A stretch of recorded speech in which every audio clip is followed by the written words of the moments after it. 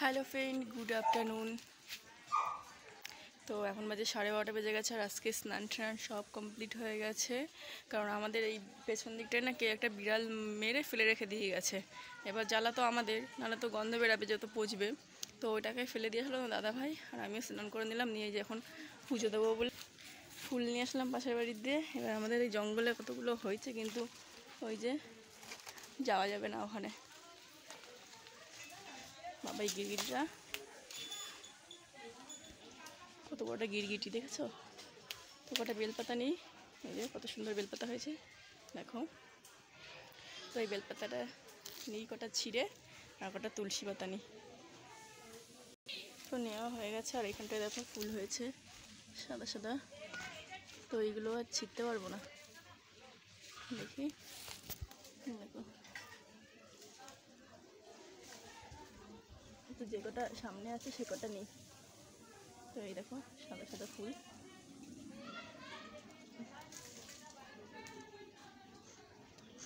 তো এই কটাই নিলাম, এই যে কমপ্লিট ফুল নেওয়া। এবার যাই পুজোটা দিয়ে তারপর রান্না বসাবো। তো রান্না করতে করতে অনেক দেরি হয়ে যাবে।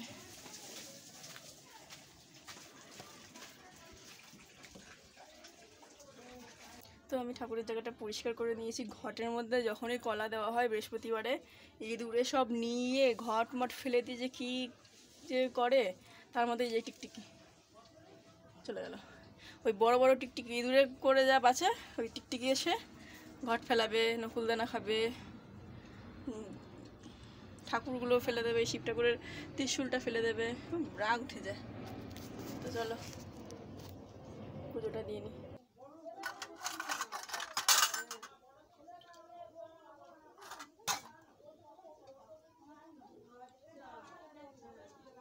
শিব ঠাকুরের মাথায় একটু জল দিয়ে দিলাম, আর এই ফুলগুলো ফেলে দিলাম, ফুল হয়ে গেছে।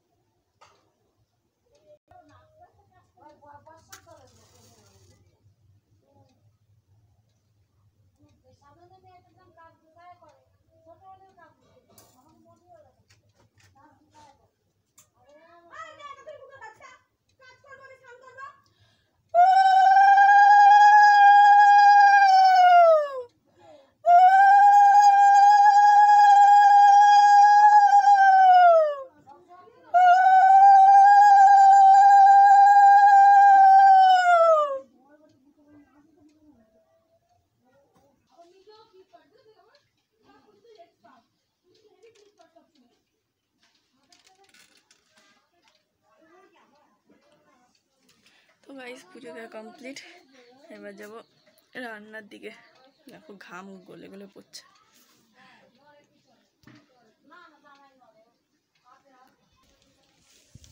তো গাইস আমাদের কুমড়ো গাছের ডগাটা দেখো পড়ে গেছে। তো এটাকে এই যে এইখানে তুলে দিলাম। তো এখান থেকেও আম গাছ বাইতে বাইতে চলে যাবে যেখানে খুশি। তো গাইস চলে আসলাম কোথায় বলো তো, দেখে তো বুঝতেই পারছো, এই আমাদের ভাঙাচোরা রান্নাঘরে। তো এই যে আলু নিয়েছিলাম। তো তোমাদের জিনিস দেখো, কালকে এই আমটা ইঁদুরে খেয়ে গেছে। দেখো কত বড় আমটা, আর ঝুড়ির মধ্যে রাখা হয়েছিল ঘরে, ঝুড়িতে ঢাকা ছিল, একটুখানি ফাঁক হয়ে গেছে, সেখান দিয়ে ঢুকে খেয়ে গেছে। আমার মেয়ের আমটা, এটা কত ভালো খায় আম। তো এখন কাঁচকলার তরকারি করবো, 1:45 বেজে গেছে, কখন রান্না করবো। তো সবজিগুলো আগে কাটিয়ে ডালটা সিদ্ধ বসাই।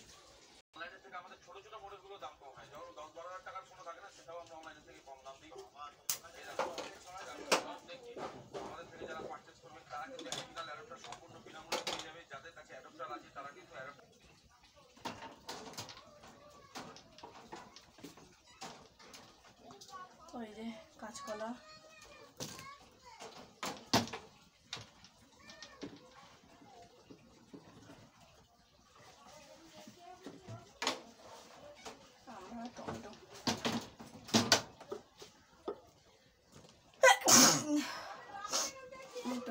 দাম বেড়ে গেছে আবার, 70 টাকা হয়ে গেছে, কদিন পরে 100 টাকা কিলো।